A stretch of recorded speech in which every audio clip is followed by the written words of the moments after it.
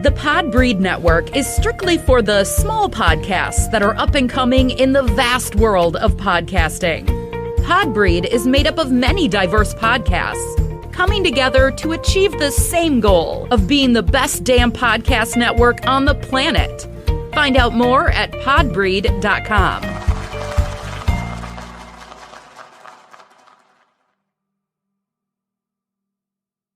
There are over 2 million podcasts, but how many of those can massage the mind, elevate the senses, take you to another plateau?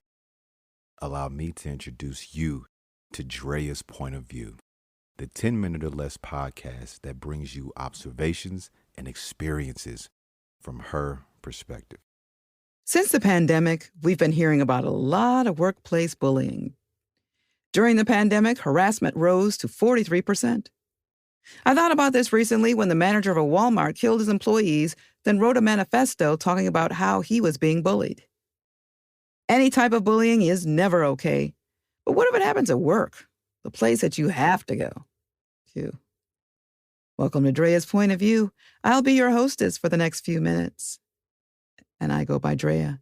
You can follow me on Twitter at Drea Point and on Drea's Point of View at Facebook, Instagram, Pinterest, and Clubhouse. This type of bullying can be physical, verbal, like passive-aggressive comments, or being bossy, or even damaging the property, like stealing. A study shows that 88% of people witness workplace bullying, but say nothing. That doesn't surprise me. About 48 million people have been bullied at work. Those who bully usually have few friends. They struggle with interpersonal differences.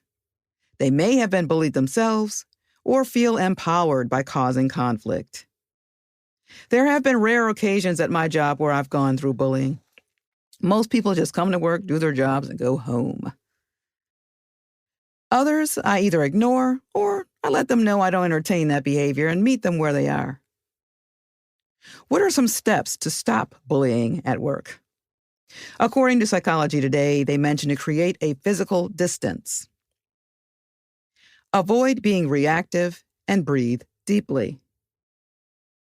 Practice empathy in a way to defuse them. Avoid interrupting or provoking bullies. Remain confident. Detach and avoid defensiveness. Another thing that can be done is to document it and say something to the bully. Speak assertively, be direct, and hold your ground. Some things you can say are, I'm not comfortable with the volume of this conversation. It's not okay to call me that. I feel uncomfortable being blocked by you. You can file a report and tell your boss. Go higher up if the bully is your boss. Make HR aware. Some workplaces have a number you can use to report things, and even an anonymous one. Seeking out a professional by going to therapy is a solution. It can leave some harmful effects.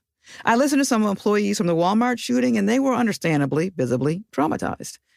You can always go to your employer's EAP, which is the Employee Assistance Program. Create a support system at work. Now, if you're a bystander, there are some options for you as well. You can say something to the bully or the victim, or you can nip it in the bud as soon as you see something. You can also tell a supervisor if you're comfortable. Visit stopbullying.gov for more information. Don't ignore it if you see it or experience it. I hope that this episode makes you feel inclined to subscribe. I don't want you to miss any of the episodes that I have for you. I don't expect for you to change your point of view. Just see things from Drea's point of view.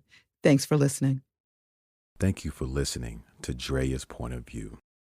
Remember to subscribe to this female-hosted podcast. Drea's Point of View is now available on Sundays, Wednesdays, and Fridays.